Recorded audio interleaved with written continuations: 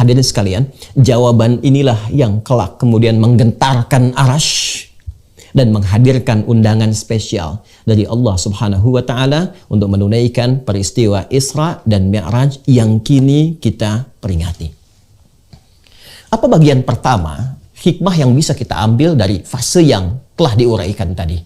Para ulama kemudian memberikan jabaran-jabaran yang sangat penting dan pokok-pokok pedoman kita dalam berinteraksi berkehidupan. Para ulama kita mengajarkan dari peristiwa yang pertama ini, seakan Allah ingin memberikan 3 hal. Ada 3 poin penting terkait dengan peristiwa Isra dan Mi'raj. Yang ketiganya menjadi catatan krusial yang bahkan didokumentasikan oleh para ulama, dari ulama klasik sampai dengan yang kontemporer.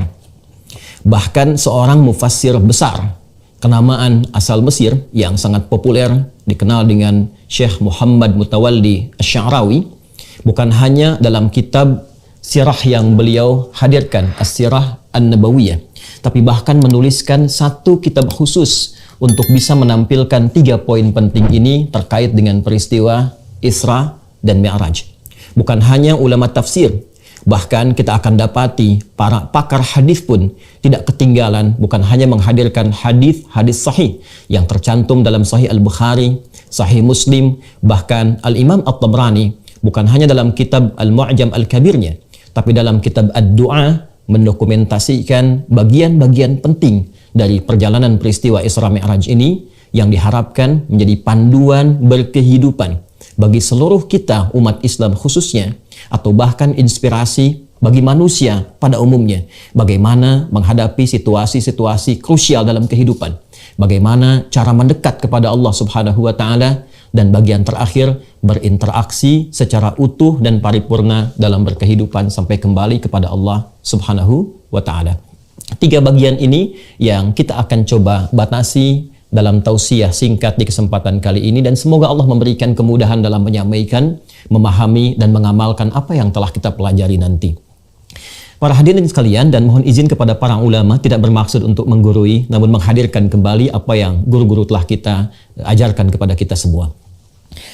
Peristiwa Isra Mi'raj, bagian pertama, diawali pada tahun ke-10 dari kenabian Rasulullah Sallallahu Alaihi Wasallam, bukan ke-10 Hijrah, tapi 10 kenabian dari Rasulullah Sallallahu Alaihi Wasallam saat dilantik menjadi Nabi dan Rasul. Diawali di bulan Ramadan saat wafatnya Sayyidah Khadijah radhiyallahu taala anha. Pun demikian wafatnya paman Nabi tercinta Abu Talib. Wafat paman dan istri tercinta ini yang sejatinya sudah dipahami dan diketahui oleh kita semua bahwa keduanya adalah tameng terdekat Rasulullah SAW dalam berdakwah. Bagaimana ketika Nabi menghadapi berbagai tantangan yang ada di masyarakat Mekah pada umumnya di masa itu, Fatrah Makkiyah, maka pamannya Abu Talib adalah orang pertama yang maju membela Nabi, yang datang untuk memberikan penjelasan-penjelasan yang melindungi keadaan Rasulullah SAW, baik dakwahnya pun demikian keadaan fisik Nabi yang dimungkinkan tersakiti pada masa itu. Bila pun ada kesulitan di luar ketika menyampaikan risalah, maka pulang ke rumah. Di rumah pun Nabi SAW mendapatkan pencerahan, perlindungan yang menenteramkan, rasa kasih yang mendamaikan, bukan hanya dari keadaan di luar yang mendapatkan boleh jadi intimidasi, serangan-serangan, persekusi, tapi bahkan tatkala mendapati awal perjumpaan dengan malaikat Jibril alaihi salam saat menerima puncak wahyu itu, maka Sayyidah Khadijah adalah sosok yang paling menenangkan, yang paling mendamaikan, yang paling menguatkan. Jadi di luar ketika Nabi mendapatkan gangguan, ada tameng dari pamannya Abu Talib, dan di dalam rumah ketika membawa kegelisahan, ada pendamai yang menenteramkan, yang berwujud sosok istri yang paling dicintai, yaitu Sayyidah Khadijah radhiyallahu taala anha. Di waktu yang bersamaan, tahun ke-10 Hijrah itu, keduanya wafat di tahun yang sama, kembali kepada Allah Subhanahu wa taala. Nabi Sallallahu Alaihi Wasallam tentu diliputi oleh rasa kesedihan yang mendalam, rasa duka yang sangat luar biasa, sampai para sejarawan sepakat menjadikan tahun ini sebagai tahun kesedihan dalam sejarah Islam, dinawai dengan Amul Huzni. Dalam keadaan demikian, maka Nabi menghadapi satu realita. Di luar yang tadinya ada pembela, ada perisai, ketika hilang perisai itu, maka cacian, intimidasi, persekusi dirasakan langsung oleh Nabi SAW tanpa sekat dalam menyampaikan risalah dakwah itu. Pulang ke rumah pun, yang biasanya ada yang menenteramkan, yang memberikan kedamaian, yang memberikan kekuatan dengan kata-kata yang meneduhkan itu, sekarang tidak didapati lagi. Maka Nabi melihat ada peluang harapan di suku terhormat di luar wilayah Mekah Al-Mukarramah, sekitar 100 km. Beliau mencoba untuk menempuh perjalanan ke satu wilayah yang dikenal dengan nama Taif, masuk wilayah Hijaz. Mekah, Al-Madinah 400 kilo jaraknya dari Mekah, kemudian Taif 100 km jaraknya dari kota Mekah Al-Mukarramah. Beliau berharap ada satu suku yang terhormat bernama Bani Thaqif yang diharapkan bila di Mekah ditolak, maka penduduk Taif khususnya dari Bani Thaqif bisa menerima dakwah Rasulullah SAW, bisa menjadi penopang, pemberi kekuatan, pemberi perlindungan dari risalah dakwah yang tengah beliau jalankan. Lalu diajaklah kemudian menyertai anak angkat beliau pada masa itu, yaitu Zaid bin Harithah, untuk menemani risalah dakwah Nabi SAW keluar sementara waktu dari Mekah, menghindari konflik sosial yang bahkan serangan-serangan muncul pada masa itu, dan berangkatlah berjalan kaki. Kita garis bawahi, berjalan kaki 100 km ke wilayah Taif. Namun apa yang terjadi? Ternyata Masya Allah, ketika sampai di Taif, harapan yang membumbung tinggi itu, yang diharapkan dakwah bisa disambut dengan ketenangan, kenyamanan, penerimaan yang baik, tapi ternyata asa yang dihadirkan tidak sesuai dengan kenyataan yang dihadapi, realita yang muncul. Ternyata alih-alih penduduk Taif, khususnya Bani Thaqif yang diharapkan datang menyambut dengan kehormatan, ternyata mereka merespon dengan tindakan-tindakan yang bukan hanya mengecewakan, tapi bahkan menyakiti.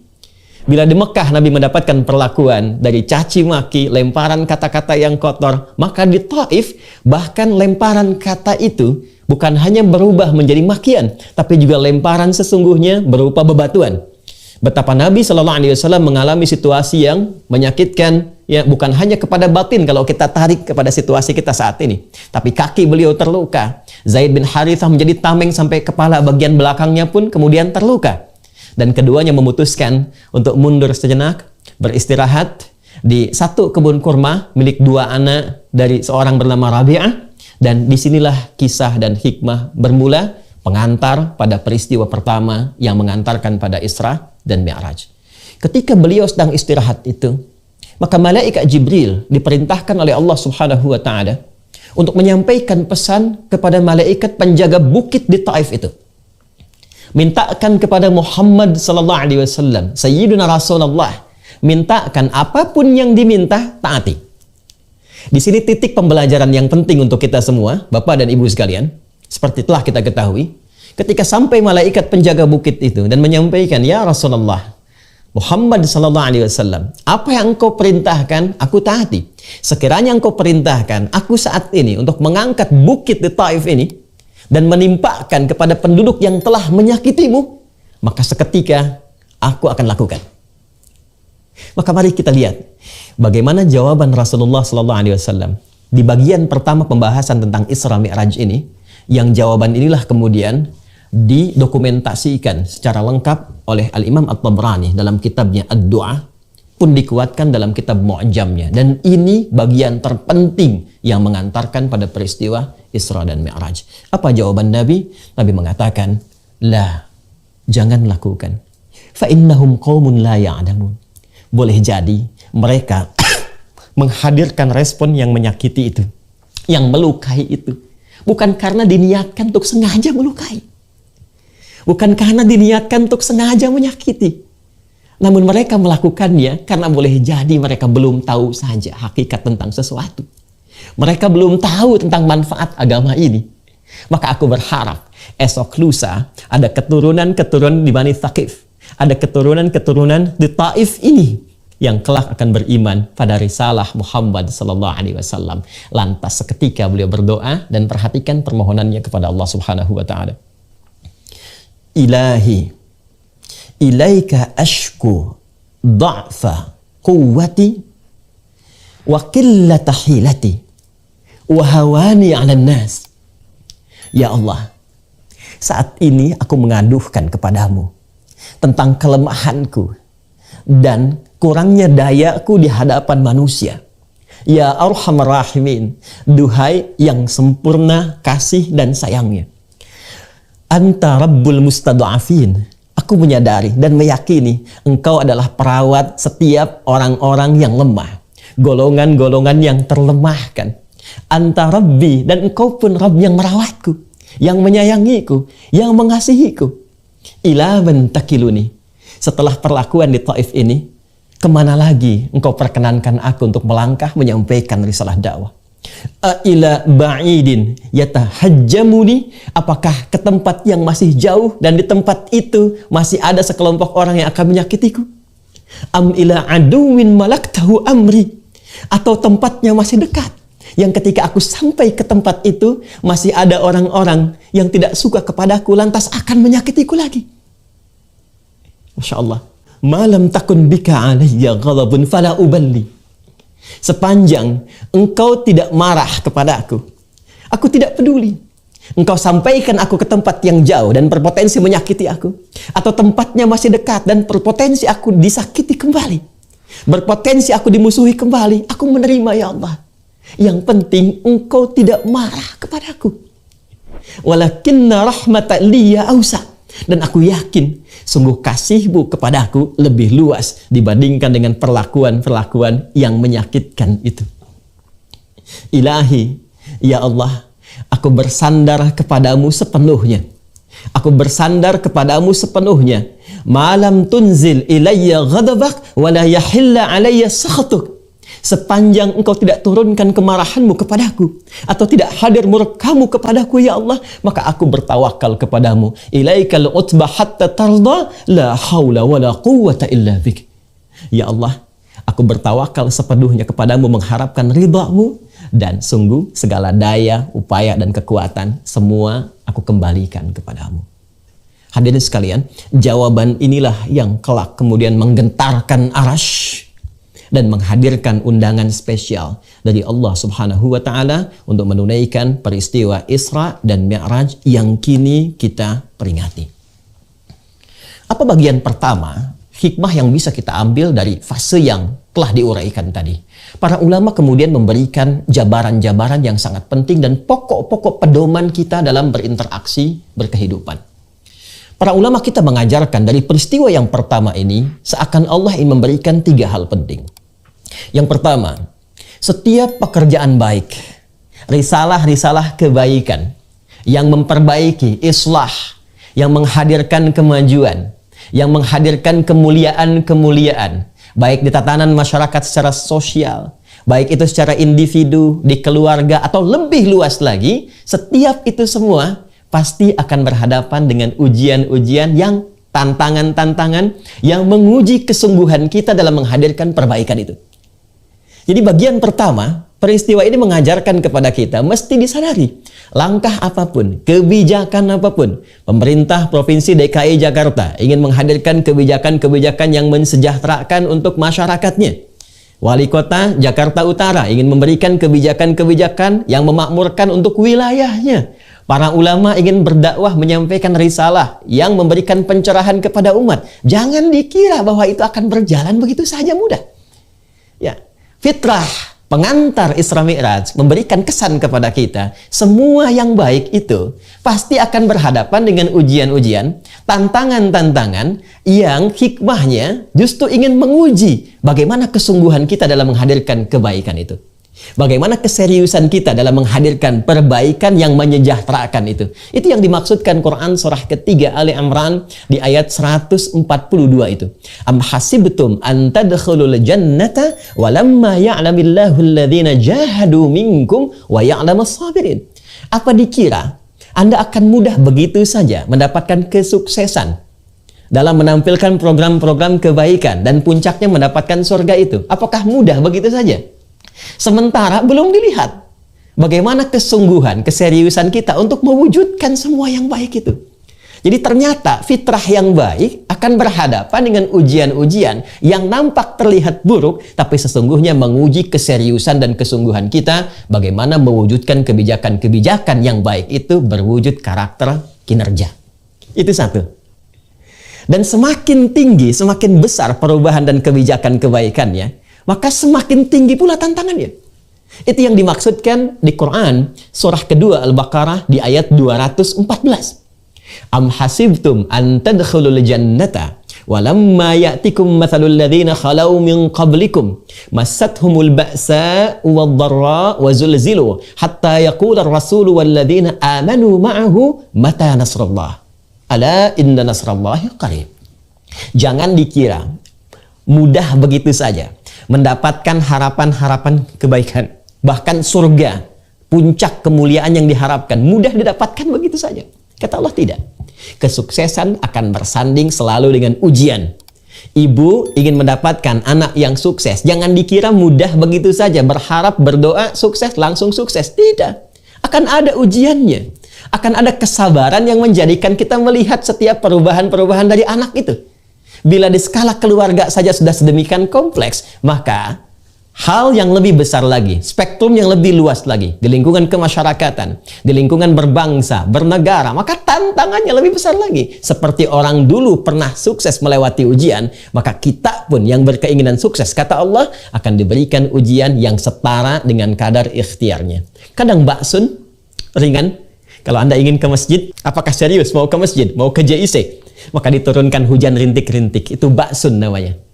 Masih berangkat nggak kalau hujan? Ya, orang Arab mengatakan kalau ini ringan, dia katakan la ba'sa, ini ringan, nggak apa-apa. Orang Indonesia lebih hebat lagi, labas, lewat.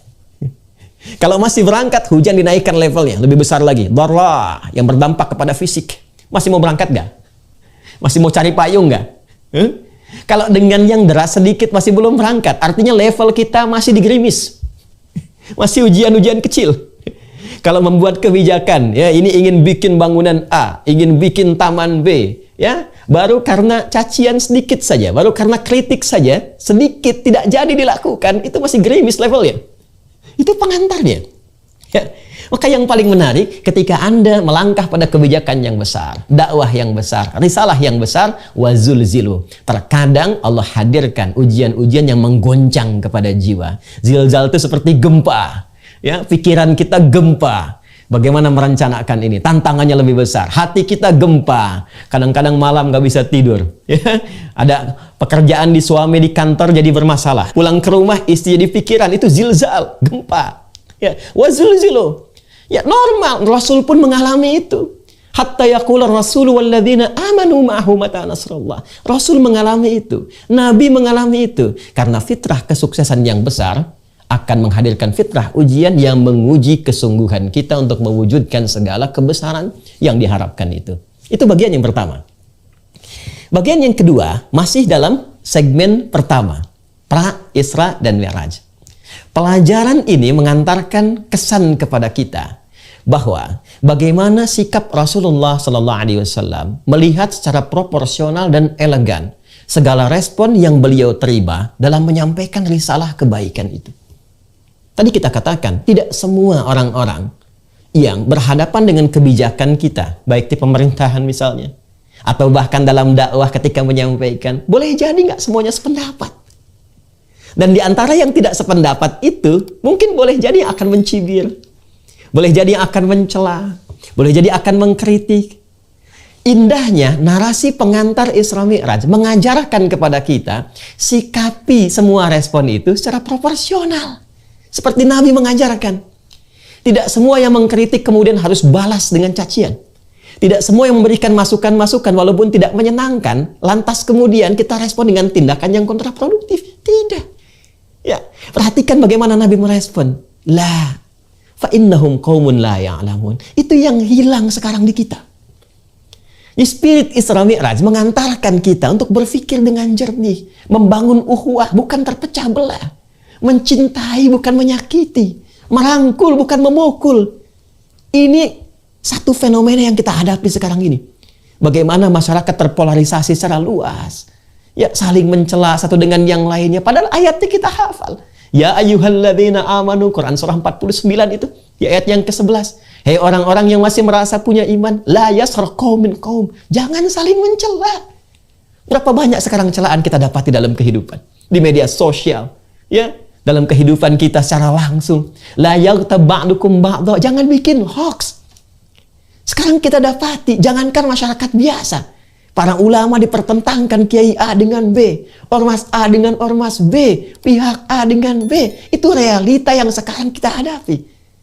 Dan spirit Isra Mi'raj yang kita peringati saat ini seharusnya menjadi solusi untuk itu. Itu yang dimaksudkan Quran. Surah ke-41 Fussilat di ayat yang ke-34 itu. Wala tastawil hasanatu wala sayyi'ah. Idfa' billati hiya ahsan. Ya, nggak sama yang baik dengan yang buruk itu. Kalau ada keburukan kita dapati dari respon itu, maka hadirkan respon yang elegan. Jangan dibalas buruk dengan yang buruk lagi. Kalau mampu, balas dengan yang baik, kata Allah. Kalau yang satu mencela, dibalas dengan celaan, maka apa bedanya dengan celaan yang pertama? Celaan itu hanya akan keluar dari lisan yang pulsanya pulsa celaan. Kalau memang sudah tercela, kenapa harus dicela lagi? Itu indah sekali gambaran Qur'annya. Idfa' billati hiya ahsan. Kalau kamu insan beriman, kata Allah, maka secara proporsional saja. Kalau sudah tercela, nggak usah dicela lagi. Balas dengan yang baik. Fa idzal ladzi bainaka wa bainahu. Ini adawatun ka'annahu waliyyun hamim. Boleh jadi balasan yang baik ini dari respon-respon negatif yang disampaikan, jika dibalas dengan positif, dengan yang menyenangkan, itu cemberut, di sini senyum, di sana memaki, di sini memuji, maka apa yang terjadi? Kata Allah, boleh jadi permusuhan itu akan berubah menjadi kasih sayang yang menyatukan secara setia. Perhatikan bagaimana Nabi Musa dan Harun diperintahkan oleh Allah untuk mendakwahi Fir'aun. Fir'aun itu kan makhluk paling zalim yang kezalimannya diabadikan oleh Al-Quran. Ngaku Tuhan. Ya, orang sekarang paling banter ngaku Nabi. Di Jakarta pernah ada yang ngaku malaikat, ya. Dulu pernah pengen nurunkan malaikat Jibril di Monas, ya. Alhamdulillah tuh diamankan oleh polisi kita, ya. Polisi kita tuh luar biasa, jangankan teroris tuh yang ngaku malaikat ditangkap juga tuh. Kemudian diluruskan, ya, diluruskan, diberikan pembinaan dan seterusnya. Tapi orang sekarang paling banter kalau nggak ngaku Nabi, ngakunya malaikat. Fir'aun ngaku Tuhan. Ana rabbukumul a'la. Hobi bunuh orang, Al-Baqarah 49. Yudzabbihuna abna'akum wa yastahyuna nisa'akum. Ya, kalau kita baca Al-Bidayah wan Nihayah, ya, dari 16 jilid itu, di jilid yang kedua tentang kisah Nabi Musa, itu bagaimana Al-Imam Ibnu Katsir mengilustrasikan ibu-ibu, Bu, yang mau lahiran itu didampingi dua algojo. Dipantau terus, lahir laki-laki baru keluar merah dari rahim ibundanya, baru keluar, kalau laki-laki eksekusi. Itu Firaun dan koleganya. Tapi se-Fir'aun-Fir'aunnya, ketika Musa dan Harun diperintahkan oleh Allah Subhanahu wa taala alaihi wassalam untuk berdakwah kepada Fir'aun itu, apa perintah yang diberikan oleh Allah kepada keduanya? Quran surah ke-20 Taha ayat ke-43 sampai dengan 44. Idhaba ila fir'auna innahu tagha faqula lahu qawlan layyina la'allahu yatadhakkaru aw yakhsha. Musa dan Harun datangi Fir'aun itu dan dakwahi dengan penuh kelembutan. Allah tidak katakan berikan respon yang keras, tegur saja, tidak. Allah katakan dakwahi dengan kelembutan. Mungkin dengan sikap lembut itu boleh jadi dia sadar bahwa dia keliru dan menyimpang dari kekuasaannya, dari jabatannya. Ternyata Islam itu datang bukan untuk meruntuhkan jabatan, bukan untuk meruntuhkan kekuasaan, tapi mengarahkan, membimbing jabatan, kedudukan, dan kekuasaan pada keadaan yang terhormat dan melahirkan maslahat. Itu indahnya. Maka spirit pengantar Isra Mi'raj memberikan pesan kepada kita bahwa jika dalam kita menghadirkan perbaikan-perbaikan, entah itu tugas yang ulama, masyayikh, habaib, asatidz dalam mencerahkan umat, membimbing umat, atau juga tugas di umarah. Sekarang di wilayah Jakarta ada gubernurnya, wali kotanya, dan turunan-turunannya. Bila didapati respon-respon, gejolak-gejolak sosial, maka spirit Isra Mi'raj mengantarkan kepada kita, hadapi dengan proporsional. Lihat mereka, siapa mereka, maka berikan respon sesuai dengan kadarnya masing-masing. Ketiga, ini bagian terpenting.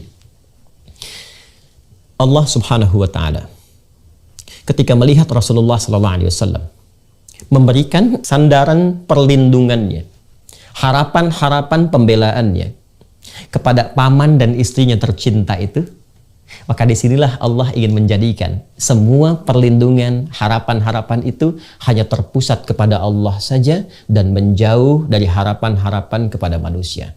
Maka wafatlah di tahun yang sama. Kita bisa mengatakan wafat sesuai ajal. Tapi apa sebabnya? Karena musabbib dan musabbab itu tidak ditanya, tapi sebab dipelajari. Musabbib yang mewafatkan, musabbab yang diwafatkan tidak harus ditanya, tapi sebabnya itu yang dipelajari.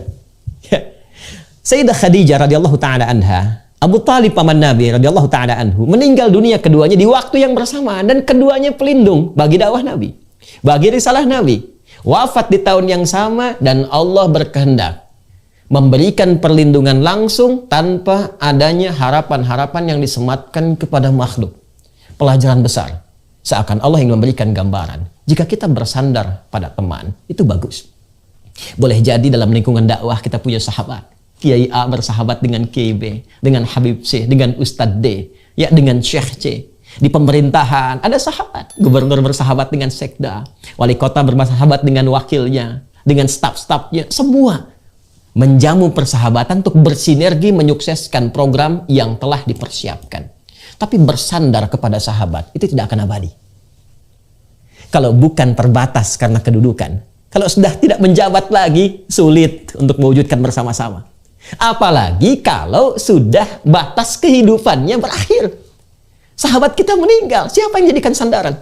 Alih-alih kita bersandar kepadanya, dia yang bersandar kepada kita untuk kita menggotong jenazahnya. Betapa banyak sekarang pejabat, bahkan Pak Gub saja, berapa banyak kemudian karena pandemi COVID kita berdoa kepada Allah, semoga yang telah berpulang dinilai sebagai syuhada, orang-orang baik yang dirahmati. Tapi kita belajar dari situ, berapa banyak kita menggotong sahabat kita, mengangkat jenazah mereka, mengantarkan ke kuburan. Dan terkadang merekalah orang terdekat yang memberikan inspirasi dalam kehidupan. Pak Sekda Allah yarham Saifullah Yusuf, orang baik yang kami juga mengetahui, Masya Allah, ya, pada akhirnya kembali kepada Allah. Dan puncaknya kita pada akhirnya kembali kepada Allah. Ya, Masya Allah. Ya, teman-teman sekalian, Bapak Ibu sekalian, yang ingin saya tekankan adalah peristiwa ini memberikan kesan kepada kita. Kalau ingin mendapatkan perlindungan sempurna, kalau ingin mendapatkan bimbingan sempurna, maka arahkan semua harapan-harapan itu pada satu titik saja. Arahkan semua permohonan perlindungan itu kepada Zat yang Maha Menguasai saja. Tidak salah kita berteman, tidak salah kita menggantungkan harapan, tapi puncak seluruh harapan, arahkan seluruhnya kepada Allah saja. Ketika kawan-kawan di lingkungan kita memiliki keterbatasan dan ketergantungan kita hanya kepada Allah, maka Allah akan memberikan perlindungan tanpa ada batas, bahkan dari segala hal yang dianggap mustahil oleh manusia. Itu yang kemudian mengantarkan Nabi Muhammad SAW setelah menyadari sepenuhnya bahwa peristiwa wafatnya Sayyidah Khadijah, peristiwa wafatnya Abu Talib adalah peristiwa pengantar, jembatan yang menghadirkan kuatnya tawakal kepada Allah. Setelah menyadari itu dan berdoa kepada Allah dengan doa yang tadi kami sampaikan, maka datanglah kemudian undangan dari Allah langsung untuk membuktikan dahsyatnya kekuatan Allah yang melampaui sandaran-sandaran pada manusia. Maka tibalah undangan itu dan diabadikan di Quran surah ke-17 Al-Isra di ayat pertama dan surah An-Najm surah ke-53 ayat 1 sampai dengan 18 itu. Allah berfirman, A'udzubillahi minasyaitonirrajim. Bismillahirrahmanirrahim. Subhanalladzi asra bi 'abdihi lailan minal masjidil haram ilal masjidil aqsa alladzi barakna haulahu linuriyahu min ayatina innahu huwas sami'ul basir. Baik, ini bagian pertama yang ingin saya tampilkan. Rasul pulang dari Taif dengan membawa ketenangan, bukan kekecewaan. Bayangkan, Anda datang ke satu tempat, dilempari, dimaki-maki, berdarah-darah, tapi pulang membawa ketenangan. Pernah nggak Bapak ada kebijakan datang ke masyarakat tempat tertentu, atau kita teman-teman berdakwah, atau ibu menghadapi suami ya di rumah, cerita tentang anak, tiba-tiba responnya ada maki-maki. Aku sedang capek nih. Wah, ada makian, ada celaan dan sebagainya. Kira-kira ketika pulang ke rumah yang dibawa apa? Ketika masuk kamar yang dibawa apa, Bu? Ini Nabi datang ke Taif, udah 100 kilo jalan, datang dilempari, berdarah-darah, kan? Tapi pulang dari situ justru membawa ketenangan. Itulah tawakal. Itulah rahasia tawakal. Pulang beliau, kembali, datang kemudian ke Mekah dan menginap di rumah Sayyidah Maimunah. Ya, Sayyidah Maimunah itu kalau lokasinya di samping gate Babus Salam. Jadi kalau kita masuk dari Zamzam itu, ya belok kanan Sofwa, terus ke kanan lagi masuk yang ada Istana Raja itu, ya nanti ada pos security. Ya, terus lewat ada pintu 26 gate Ismail, lewat terus ada 35 kipas angin tuh. Saya pernah hitung di sebelah kanan itu. Ya, lurus sampai nanti ada gate Nabi, Babun Nabi. Di Babun Nabi itu dekat yang ada jembatan di atasnya, ada tiang listrik. Nah, itu tiang listrik besar itu posisi rumahnya Abu Jahal dulunya. Ya, nanti mungkin satu waktu kalau ada kesempatan kita di sana saya tunjukkan dia spot-spotnya. Nah, itu di rumah Sayyidah Maimunah. Kemudian ketika undangan itu tiba, maka beliau menunaikan sholat 2 rakaat warisan dari sebelum-sebelumnya. Ya, tata caranya tidak sama dengan yang seperti kita tunaikan saat ini, tapi itu petunjuk yang sampai dari nabi-nabi sebelumnya, mengarah ke Nabi Ibrahim alaihissalam. Dan di situ beliau selalu bangun, ya di kesempatan malamnya. Nanti di Sunan Abu Daud nomor hadis 1367. Riwayat sahabat Ibnu Abbas radhiyallahu taala anhuma, bagaimana beliau menceritakan ketika nginap di rumah bibinya itu. Kebiasaan Nabi bangun malam, kemudian duduk sejenak, kemudian menghilangkan bekas kantuknya, membaca 11 ayat terakhir di surah Ali Imran, kemudian pergi ke tempat tertutup untuk berwudu dan mu'allaqah, lalu menunaikan salat malamnya. Di situ ketika muncul undangan Isra dan Mi'raj itu, beliau salat 2 rakaat di rumah Sayyidah Maimunah, bukan salat 5 waktu yang sekarang kita tunaikan. Ini pendahuluan.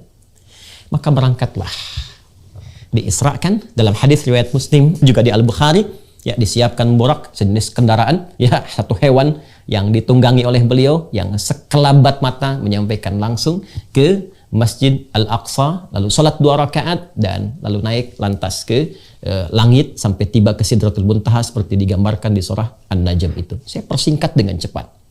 Yang paling menarik, pertama, ayat Isra Mi'raj ini, Quran surah ke-17 dengan namanya Al-Isra, itu dibuka dengan kalimat Subhan. Ya, para ulama kita insya Allah semua sudah mengetahui tentang makna kalimat Subhan ini. Di dalam bahasa Arab, apalagi diksi Al-Quran, jika disebutkan ada ayat dibuka dengan kata Subhan, Subhanallah, Subhanalladzi, dan turunan-turunannya, maka informasi yang digambarkan di ayat itu ingin disampaikan berisi peristiwa-peristiwa besar yang kadang tidak mampu ditangkap oleh akal. Ya, bukan tidak masuk akal, tapi akal nggak mampu nangkap. Ingat itu ya. Jadi semua yang melekat pada manusia itu sifatnya terbatas. Awas, hati-hati, hati-hati. Mata itu terbatas. Semakin jauh objeknya, semakin tak terlihat. Telinga itu terbatas, semakin frekuensinya itu turun di bawah 20 Hz atau di atas 20.000, kita nggak bisa dengar. Ya. Jadi kalau pendengaran terbatas, penglihatan terbatas, kenapa akal selalu tidak ingin terbatas? Jadi akal pun punya keterbatasan, nggak semua bisa ditangkap oleh logika. Bukan tidak logis, tapi akal belum mampu menangkapnya. Karena itu, ketika ada ayat dibuka dengan kata Subhan dan turunan-turunannya, maka ingin menggambarkan bahwa peristiwa yang dimaksudkan adalah peristiwa yang besar, yang boleh jadi belum tak mampu ditangkap oleh akal, yang dengan itu jangan sampai menghadirkan penilaian-penilaian negatif yang bertentangan dengan sifat-sifat dan keagungan Allah Subhanahu wa Ta'ala. Ya. Ini yang menjadikan ketika ayatnya turun sekaligus membantah cemoohan-cemoohan yang diprovokasi oleh Abu Jahal pada masa itu. Ya. Nggak mungkin bisa terjadi nih. Ya memang nggak masuk akal karena akalnya belum sampai. Masa dalam semalam bisa datang ke Isra, bisa datang ke Masjidil Aqsa, naik ke langit, sepertiga malam aja balik lagi. Sementara mereka menempuh perjalanan ke Palestina, wilayah Masjidil Aqsa itu bisa berbulan-bulan. Muhammad sallallahu alaihi wasallam, Sayyidina al-Mustafa, sepertiga malam ke Masjidil Aqsa, naik ke atas, turun lagi. Ya, maka mereka mulai mencemooh, ada yang ragu, ada yang meninggalkan. Ada yang berkata, gimana Tuhannya Muhammad ini? Mustahil ini. Ini nggak benar ini. Maka Allah turunkan jawaban. Hei, Subhan. Aku tidak seperti yang kalian tuduhkan. Nggak seperti yang kalian sifatkan. Ya. Allah kalau berkehendak, sangat berkuasa. Apapun bisa terjadi. Ini sekaligus memberikan penguatan kepada Rasulullah. Ya. Perhatikan, apa yang bisa dikerjakan oleh pamanmu Abu Talib? Apa yang pernah bisa dilakukan oleh istrimu Sayyidah Khadijah? Mereka punya keterbatasan. Allah kalau berkehendak, jangankan melindungimu, memperjalankan engkau ke tempat terjauh pun, hanya sekali pandangan, engkau bisa sampai. Jangankan ke Palestina, Masjid Al-Aqsa, yang dicita-citakan oleh semua para nabi untuk hadir di dalamnya. Ke langit pun hanya satu kelebat bisa sampai. Itu gambaran pertama penguatan dari Allah. Orang yang mampu bertawakal dengan kuat kepada Allah Subhanahu wa taala, maka dengan itu linuriyahu min ayatina. Kami tunjukkan, kata Allah, kebesaran kami, kehebatan kami. Ya, jadi pesan kedua yang ingin sampai kepada kita dari segmen yang kedua ini, jika kita mampu bertawakal kuat kepada Allah Subhanahu wa taala, menghadirkan rasa yang kuat untuk terpatri kepada kuasa Allah Subhanahu wa taala, menyadari bahwa Allah pelindung kita, pemberi rezeki kita, pemberi ketenangan, yang merawat kita, menyembuhkan, memaafkan, maka dengan segala kuasanya Allah akan tunjukkan, aku lebih berkuasa dibandingkan dengan segala kesulitan yang tengah engkau hadapi. Engkau minta pada siapa? Maka ini puncak janji, puncak pertolongan Allah Subhanahu wa taala, dan itu hanya dibuka, bisa datang dengan puncak ketawakalan. Jadi peristiwa Isra Mi'raj ketika berlangsung, pertama itu berisi tentang penguatan akidah. Perkaranya perkara iman, bukan perkara akal. Jadi kalau ditangkap pakai akal tidak akan sampai. Tapi kalau ditangkap pakai iman, hikmah akan datang membimbing kita untuk memahaminya. Sebab kalau Allah mau, apapun bisa terjadi. Ya. Secara antropologis kita nggak bisa tangkap. Ya, akal hanya membayangkan anak itu bisa lahir kalau ada hubungan seksual antara laki-laki dan perempuan. Lahir anak. Kalau Allah berkehendak, tidak ada laki-laki, nggak pernah disentuh siapapun, bisa mengandung, melahirkan. Itu Maryam alaihissalam. Kalau Allah berkehendak, tidak ada ibunya, nggak ada bapaknya, bisa lahir. Itu Adam alaihissalam. Kalau Allah berkehendak, ada perempuan lahir dari bagian laki-laki. Itu Sayyidah Hawa alaihissalam. Jadi kalau Allah berkehendak, semua kemungkinan ada. Yang nggak ada bapak dan ibu, bisa ada Adam. Yang dari laki-laki bagiannya lahir perempuan, ada Hawa. Yang nggak ada laki-lakinya perempuan mengandung, ada Maryam. Yang normal seperti kita, wujudnya ada berupa fitrah dalam berkehidupan. Itulah Isra Mi'raj, ingin mengajarkan kepada kita, Allah kalau mau berkehendak apapun kun fayakun. Jadi dan terjadi. Ini secara akidah ditanamkan pada diri kita. Akidah itu kan dari kata akada. Sesuatu yang terikat kuat. Ikat kuat keyakinan ini dalam jiwa kita. Bahwa pelindung kita itu Allah. Yang maha segalanya. Kalau sedang susah, kembali kepada Allah. Coba sekarang kalau sedang susah, ngadunya pada siapa? Kalau sedang ada kesulitan, curhatnya kemana? Alih-alih curhatnya ke Allah, curhatnya bahkan sekarang di media sosial. Jakarta Utara mendung dikit aja bikin status tuh ibu ya. JIC mendung. Terus dengan dibikin status, apakah mendungnya akan hilang? Nggak nyangka ya, nyangka tuh. Apakah dengan membuat di media sosial status, solusi akan tiba? Tidak. Bahkan kadang-kadang bisa melebarkan persoalan. Tunggu komen dari si A, tunggu komen dari si B, tunggu komen dari si C. Ujung-ujungnya hanya ngerumpi saja. Masalahnya nggak tuntas. Maka itulah akidah. Maka Isra Mi'raj mengajarkan kepada kita, ikat dalam jiwa kita. Akadah, ikat dengan kuat, jangan sampai lepas. Makanya nikah itu disebut dengan akad pembukaannya. Memberikan pesan dijaga dengan kuat, pertahankan. Ya, penjagaan kepada keyakinan kita disebut akidah. Kuatkan dalam jiwa kita, ikat bingkai yang 6 simpul itu, yang rukun iman itu. Puncak pertamanya adalah kepada Allah. Kalau tawakalnya kuat, selesai masalah. Karena kita punya Allah. Ini yang kurang sekarang, kita punya Allah. Ya, kalau kita sandarkan semua kepada Allah, minta ya Allah, tuntaskan pandemi, tuntaskan konflik sosial, tuntaskan kegelisahan, semua istighatsah. Kembali kepada Allah minta. Lalu Allah berikan petunjuk lewat hikmah, ditunjukkan. Ini yang terjadi kepada Rasulullah SAW. Langit pertama ketika naik sampai ke Sidratul Muntaha. Dari mulai Nabi Adam alaihissalam, Nabi Isa alaihissalam, Nabi Yusuf alaihissalam, sampai terus ke atas. Puncak ketujuh Nabi Ibrahim alaihissalam. Ya, 6 Nabi Musa, 7 Nabi Ibrahim alaihissalam, sampai diperlihatkan bagaimana akhir kehidupan itu. Ini Muhammad SAW. Untuk apa marah dulu? Untuk apa menyakiti lagi? Perhatikan, lihat. Bagaimana akhir kehidupan orang-orang yang hidupnya di dunia itu selalu memilih jalan-jalan keburukan. Ini yang suka mengumpat, suka mencela, bikin sok, bergibah. Tuh lihat. Bagaimana keadaannya saat di neraka itu. Sibuk motongin lidahnya. Ini yang berzina. Ini yang suka membunuh. Ini yang begini. Ditampakkan kepada Rasulullah SAW. Ini akhir kebaikannya. Ini akhir kemuliaannya. Ini surga untuk insan beriman. Ini amalannya. Dan seterusnya, seterusnya. Selain memberikan kekuatan, perjalanan spiritual sesuai dengan wujud kita. Sesuai dengan judul yang kita cantumkan di tema kita kali ini. Perjalanan spiritual itu menampilkan ma'rifat dan hakikat dari kehidupan. Ditampilkan pada Rasulullah untuk memberikan kekuatan. Ada masalah, kembali kepada Allah. Selesaikan secara proporsional. Akhir kehidupan orang bermasalah seperti ini. Tapi kamu punya tugas, jangan sampai mereka terus salah. Arahkan kepada yang soleh. Kalau soleh, akhirnya akan begini. Maka berikan bimbingan ini pada umatmu. Naik terus sampai ke atas. Sekarang timbul pertanyaannya. Kalau jalan mendapatkan rahmat Allah, perlindungannya, akhir yang baik dari soleh dengan surga itu, jalannya tawakal, maka bagaimana cara bertawakal itu? Seperti apa jalannya? Maka itulah yang menjadikan Rasulullah SAW sampai ke tingkat yang tertingginya. Inda sidratil muntaha, indaha jannatul ma'wa. Idh yaghsha sidrata ma yaghsha, ma zaghal basar wa ma tagha, laqad ra'a min ayati rabbihil kubra. Masya Allah. Surah An-Najm. Naik ke atas, berjumpa langsung dengan Allah Subhanahu wa Ta'ala, dan disampaikan at-tahiyyatu lillah. Atau riwayat lain at-tahiyyatu salawatu tayyibatu lillah. Ya?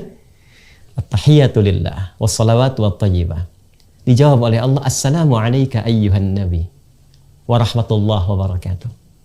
Apa jawab Nabi? Nabi tidak ingin sendiri mendapatkan anugerah Allah. Karena sifat beliau dilukiskan di surah At-Taubah itu di penghujungnya.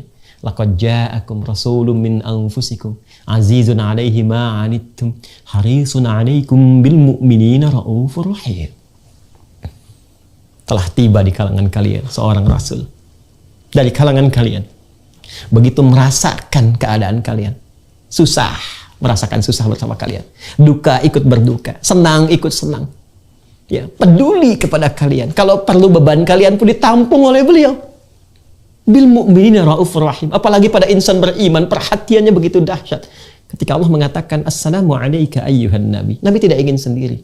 Nabi memohon kepada Allah, assalamu alayna wa ala ibadillahi salihin.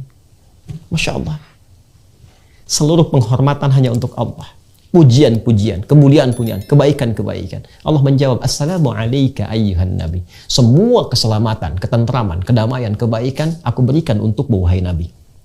Perhatikan, Isra'nya pakai kalimat abdun subhanalladzi asra bi'abdihi. Ketika disambut di atas dijawab dengan kalimat Nabi. Assalamu alayka ayyuhan nabi. Ada perbedaan. Nah, nanti kita lihat. Ya, nanti kita lihat. Assalamu alayka ayyuhan nabi. Semua nabi punya fitrah salam. Buka Quran surah ke-19 Maryam misalnya. Dari ayat 31 sampai 33. Itu untuk Nabi Isa alaihissalam. Ayat 15-nya untuk Nabi Yahya alaihissalam. Wassalamun alaihi yawma wulida wa yawma yamutu wa yawma yub'atsu hayya. Disampaikan dalam bentuk berita di bumi. Nabi Muhammad langsung di langit. Perhatikan betapa sempurna dan istimewanya Nabi Muhammad SAW. Nabi yang lain ucapan salamnya saat bertugas di bumi. Assalamu alayya yawma wulidtu, kata Nabi Isa alaihissalam. Wassalamun alaihi yawma wulida wa yawma yamutu wa yawma yub'atsu hayya, kepada Nabi Yahya dari Allah Subhanahu wa taala. Nabi Muhammad langsung di langit, diundang ke langit, assalamu alayka ayyuhan nabi. Masya Allah. Dan pakai alif lam. Alif lamnya istighraq. Dan langsung ma'rifah juga. Ma'rifah spesial untuk Nabi, istighraq, semua jenis salam melekat pada Rasulullah SAW. Nabi Musa dulu waktu menghadap kepada Fir'aun untuk berdakwah itu dengan kelembutan, berdoa dulu kepada Allah. Rabbi shrahli sadri wa yassirli amri wahlul 'uqdatam min lisani yafqahu qawli. Berdoa Rabbi shrahli baru dikabulkan. Wa yassirli amri baru dikabulkan. Nabi Muhammad gak minta turun ayat. Alam nashrah laka sadrak. Nabi Musa Rabbi shrahli sadri dikabulkan. Nabi Muhammad gak minta alam nashrah laka sadrak. Nabi Musa minta wa yassirli amri, dikabulkan. Nabi Muhammad nggak minta wa nuyassiruka lil yusra. Itulah Sayyidul Anbiya wal Mursalin, Sayyidina Muhammad sallallahu alaihi wasallam. Tapi jiwa yang tinggi, yang bijak, rasa yang dalam kepada umatnya, cinta yang tidak terbatas itu, mengatakan respon yang sangat luar biasa. Kata beliau apa? Assalamu alayna, ya Allah, jangan hanya untukku. Buat hamba-hambamu juga yang ada di sini, kalangan malaikat. Ya, para nabi yang telah terlewati itu. Wa ala ibadillahi salihin, dan berikan pula ya Allah kepada hamba-hambamu yang saleh. Kita umatnya. Ya, ibadillahi salihin, kita umatnya yang mau ikut tuntunan beliau, yang mau ikut pedoman berkehidupan dari beliau. Disertakan itu, dimohonkan kepada Allah. Hasilnya apa? Hasil dari itu semua Allah berikan jalan untuk mendapatkan perlindungannya, mendapatkan karunia-Nya, limpahan rahmatnya seperti yang pernah diberikan kepada Rasulullah dan dijanjikan kepadanya. Walaupun kualitasnya mungkin tidak sama. Itu yang menjadikan ayat Isra hadir dengan diksi abdun. Subhanalladzi asra bi'abdihi. Secara hakikat itu untuk Rasulullah. Ya, ada yang berpendapat mufassir mengatakan abdun di sini adalah jasad dengan rohnya. Ya, dinaikkan. Tapi ada tafsir yang mengatakan secara metafor itu sifat penghambaannya. Artinya apa? Jika ada semua makhluk-makhluk ini hamba-hamba Allah bersifat menghamba sepenuhnya kepada Allah. Jadi kalau kita menghamba sepenuhnya, bukan hanya Nabi, bukan hanya Rasul, kita pun kalau kita mau menghamba kepada Allah, bertawakal kepada Allah, sujud kepada Allah, maka akan mendapatkan perlindungan yang serupa yang Allah berikan kepada Nabi Muhammad SAW, walaupun dengan kualitas yang tidak sama dan situasi yang berbeda. Jadi kesan yang indah.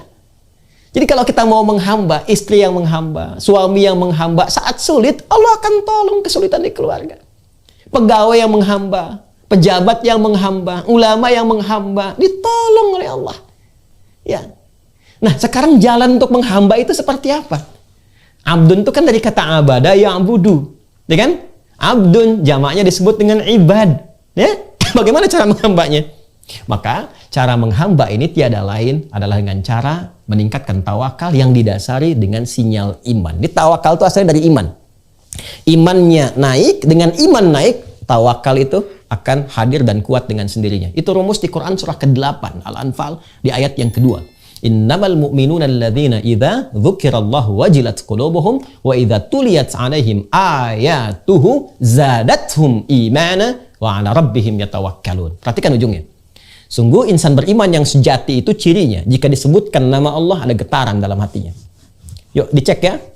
5 kali dalam sehari itu disebutkan nama Allah.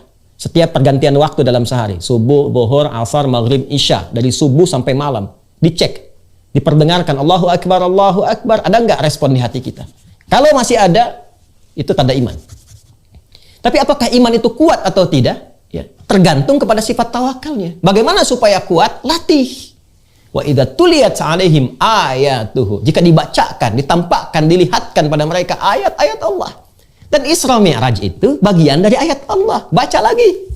Kembali ke surah Al-Isra ayat kedua. Linuriyahu min ayatina. Jadi peristiwa Isra Mi'raj ini bukan hanya diperingati. Seharusnya momentum meningkatkan iman kita. Ini spirit kita harus bertambah. Jadi bukan tiap tahun secara formalitas kita memperingati peringatan Isra Mi'raj. Alhamdulillah bagus. Tapi apa hasilnya? Kata Allah bukan sekedar yang pertama tadi, harus ada peningkatan kualitas iman, peningkatan tawakal, wa 'ala rabbihim yatawakkalun. Sekarang kita bertanya, bagaimana cara menguatkan iman itu yang bisa mendatangkan kekuatan tawakal? Itulah bagian segmen ketiga dari pembahasan di pertemuan kita kali ini yang menghadirkan oleh-oleh dari peristiwa Isra dan Mi'raj berupa ibadah salat. Berupa ibadah salat.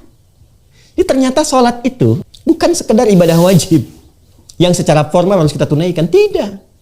Desain sholat itu bukan sekedar perintah yang harus dilakukan untuk ibadah semata-mata. Tidak. Tapi ada feedbacknya kepada kita. Ada timbal balik. Ternyata itulah wasilah yang bisa meningkatkan iman kita. Dan saat yang bersamaan menghubungkan kita untuk terhubung kuat dengan Allah Subhanahu wa Ta'ala. Yang lewat hubungan kuat ini datanglah perlindungan dan semua limpahan keberkahan-keberkahan. Karena itulah Bapak Ibu sekalian, namanya disebut dengan sholat. Kalau ngaji fikih klasik kita dapati as-sholat hiya doa. Sholat itu arti pokoknya sama dengan doa. Tapi kalau kita ngaji kedalaman di bahasanya, kata sholah akarnya seakar dengan kata wasala. Yasilu silatan wasolatan. Sesuatu yang terhubung dengan kuat. Ada silaturahmi. Ya, sekarang Bapak Ibu sedang bersilaturahim, hybrid. Ada yang di JIC ketemu, ya, kuat. Sekarang kita lewat Zoom, ya. Suksesnya pertemuan ini bukan sekarang saat jumpa, nanti saat pulang, ya, kita ingat lagi, saling mendoakan, saling menyapa, saling memberi kabar. Itulah silah. Hubungan kuat yang tidak dipisahkan oleh ruang dan waktu. Ibadah yang melatih kita supaya terus terhubung kuat dengan Allah sehingga tak terpisahkan di setiap ruang dan waktu. Ke kantor ingat Allah, jalan ingat Allah, kerja ingat Allah, di rumah tangga ingat Allah. Ibadah itu disebut sholat. Karena itu nama lain sholat itu zikir. Zikir itu ingat, eling. Buka Quran surah keempat. An-Nisa ayat 103. فَإِذَا قَضَيْتُمُ الصَّلَاةَ فَاذْكُرُوا اللَّهَ قِيَامًا وَقُعُودًا وَعَلَى جُنُوبِكُمْ. Kalau kamu selesai menunaikan sholat, maka keberhasilan itu bisa dilihat. Kalau setelah sholat, ingat sama Allah, terhubung. Tuh. Quran surah ke-20, Toha, ayat ke-14. Wa aqimis sholata li dzikri. Tunaikan sholat sebagai zikir kepadaku. Jadi kalau orang sholatnya benar, apa yang terjadi? Ada ketersambungan, konektivitas dia dengan Allah subhanahu wa ta'ala. Kalau ingat kepada Allah, pasti akan terlindungi. Perlindungan pertama dari maksiat. Gak ada orang ingat Allah itu bisa korupsi. Saat korupsi, dia ingat Allah. Gak mungkin korupsi. La yasrikul mu'min indama yasrik fahuwa mu'min. Kata Nabi, gak mungkin orang beriman itu mencuri, ketika mencuri masih ada iman dalam dirinya. Karena ingat Allah. Gak mungkin keluar dari JIC setelah menunaikan ibadah sholat Jumat atau sholat fardu. Tiba-tiba keluar tertukar sandal. Mustahil. Sebab saat akan dipakai, ingat Allah. Wah, yang saya yang mana ya? Saya kayaknya yang ini ya. Padahal dia masuk gak pakai sandal itu. Ini gak mungkin terjadi. Nggak mungkin salah ketik ketika bertugas. Karena tahu diawasi oleh Allah. Terhubung. Kalau konektivitasnya tinggi, itu yang menjadikan perlindungan Allah datang. Menjaga dari perbuatan buruk. Ketika yang buruk itu dapat dihindarkan, maka yang baik akan datang. Rahmat Allah, perlindungan, kebaikan, kemuliaan. Itu yang menjadikan kekuatan iman bertambah. Karena itulah kalimat sholat pertama dalam Al-Quran. Itu dibuka dengan kata iman. Buka Quran surah kedua Al-Baqarah di ayat yang ketiga. Sebelum Allah menyebutkan sholatnya, imannya dulu yang ditampilkan. Alladzina yu'minuna bil ghaib wa yuqimunas shalah. Ya, cara meningkatkan ketakwaan, kemuliaan, kebaikan dengan cara meningkatkan iman itu dengan baik. Setelah iman itu meningkat, apa yang terjadi? Latih dia. Dengan apa? Dengan sholat. Alladzina yu'minuna bil ghaib wa yuqimunas shalah. Dan dahsyatnya, ikatan iman yang diaktifkan lewat salat itu ternyata itu penanda pertama penghambaan kita kepada Allah Subhanahu wa taala. Masih ingat ayatnya yang di Al-Isra ayat kedua? Subhanalladzi asra bi 'abdihi. Tadi saya katakan abdun akarnya dari kata abada, ya'budu. Ya? Kemudian apa lagi? Orangnya abdun. Jamaknya disebut dengan ibad. Perintahnya u'bud. Sekarang perhatikan, setelah kita menghamba kepada Allah, datang menuhankan Allah Subhanahu wa taala dan mengatakan dari kita hamba, apa perintahnya? Pindah ke Quran surah ke-20 Thaha ayat ke-14. Innani anallah la ilaha illa ana fa'budni. Fa'budni. Kata Allah, sungguh akulah Allah. Gak ada Tuhan yang layak dipertuhankan, disembah kecuali aku. Fa'budni. Perintahnya pakai fi'il amr. U'bud. Ya, kalau kita lakukan, maka yang melakukannya disebut dengan abdun. Jamaknya disebut dengan ibadun. Sembah aku, kata Allah, menghamba kepada aku. Kita bertanya, bagaimana caranya ya Allah? Teruskan ayatnya. Wa aqimis sholata lidzikri. Menghamba itu caranya dengan menunaikan sholat. Jadi sholat itu identitas penghambaan kita kepada Allah yang menunjukkan kekuatan dan keberadaan iman. Ya, setelah itu iman menguat, dipakai sholat. Dalam sholat kita mengaku hamba, kita iktarkan. Apa kalimatnya? Ya, turunan dari kata abdun lagi. Ya, apa yang kita katakan? Iyyaka na'budu wa iyyaka nasta'in. Allahu akbar. Coba lihat. Subhanalladzi asra bi 'abdihi abada. Perintahnya u'bud. Ya, innani anallahu la ilaha illa ana fa'budni. Kemudian kita menghamba dengan menunaikan sholat. Wa aqimis sholata lidzikri. Saat sholat kita katakan, kami hamba ya Allah. Sekarang kami menghamba seperti engkau perintahkan. Engkau minta kami menuhan kamu, kami menuhankanmu ya Allah. Kau minta kami menyembahmu, kami menyembahmu ya Allah. Engkau minta sholat, kami sholat ya Allah. Iyyaka na'budu. Masya Allah. Ketika ada kalimat iyyaka na'budu, apa jawab Allah? Perhatikan, bukankah Nabi ketika naik ke atas peristiwa Mi'raj itu diberikan perlindungan oleh Allah? Jaminan perlindungan, jaminan kekuatan, jaminan kebaikan, jaminan pertolongan dari semua persoalan-persoalan yang dihadapi. Pertolongan ma'unah. Minta tolong, ista'ana yasta'inu. Kita minta tolong, nasta'in. Baik ya? Penghamba, persamaannya diberikan pertolongan. Sekarang kita meminta kepada Allah, ya Allah, engkau katakan syarat menghamba itu, ya, kami mesti tulus, dan dengan menghamba itu hasilnya kami mendapatkan perlindungan darimu, pertolonganmu. Sekarang kami minta, langsung diajarkan oleh Allah kalimatnya, iyyaka na'budu wa iyyaka nasta'in. Iyyaka na'budu wa iyyaka nasta'in. Makanya tadi saya katakan, seperti Nabi mendapatkan pertolongan dari Allah, kita pun kalau menghamba akan ditolong. Walaupun kadarnya berbeda, sesuai dengan ketakwaan dan kesungguhan kita menunaikan penghambaan pada Allah. Iyyaka na'budu wa iyyaka nasta'in. Ya. Karena itulah perintah sholat dibuka dalam Al-Quran itu disandingkan dengan permintaan tolong. Buka Quran surah kedua Al-Baqarah di ayat ke-45. Wasta'inu bis-sabri was-salah. Kalau engkau punya persoalan dalam kehidupan, kata Allah, terima dulu. Karena masalah itu datang bukan ingin membuat engkau bermasalah. Tapi tadi, spirit pertama Isra Mi'raj, untuk menguji kesungguhan engkau. Apakah benar engkau ingin meningkatkan kualitas hidup? Apakah benar engkau ingin menampilkan kebaikan-kebaikan? Terima lu dengan sabar. Karena bukan hanya engkau yang punya masalah, orang dulu pun punya persoalan. Setelah engkau terima, datanglah kepada Allah. Minta lewat sholat. Wasta'inu bis-sabri was-salat. Kalau masih belum yakin, dikhitab iman kita. Dipertanyakan keimanan kita. Ya, karena tadi ada hubungan antara iman dengan sholat. Ditunaikan sholat, iman kuat. Iman kuat, tawakal naik. Rumus Quran surah 8 ayat 2. Tawakal naik, pertolongan tiba. Karena itu kalau orang masih ragu dengan pernyataan ini, Allah turunkan ayat 153. Quran surah kedua Al-Baqarah ayat 153. Imannya dulu disebutkan. Ya ayyuhalladzina amanu. Hei semua yang beriman, masih punya iman nggak? Bahkan pakai ayyuha tuh 150 kali disebutkan dalam Al-Quran. Ayyunya kan munada, fungsi taukid. Para ulama kita sudah jauh lebih dulu mengetahuinya. Haknya itu tanbih. Pakai ya disebutkan 361 kali dalam Al-Quran. Itu panggilan untuk nida'ul qarib, mutawassit, dan ba'id. Memanggil yang dekat, yang menengah, yang jauh. Alladzina disebutkan 1080 kali dalam Al-Quran. Itu isim mausul, bentuknya jamak tanpa batas. Seakan Allah ingin mengatakan, hei semua yang merasa punya iman. Mau imannya lemah, sedang, ataupun kuat karena dekat dengan Allah. Aku tegaskan ya, aku ingatkan.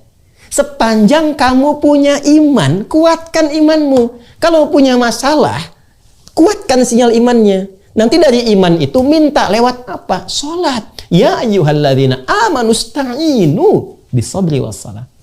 Kalau kamu punya masalah, minta sama Allah, kata Allah. Di sholat itu bukan sekedar ibadah formalitas yang kita tunaikan, ya, untuk menyembah Allah, tapi feedbacknya, manfaatnya untuk kita lagi.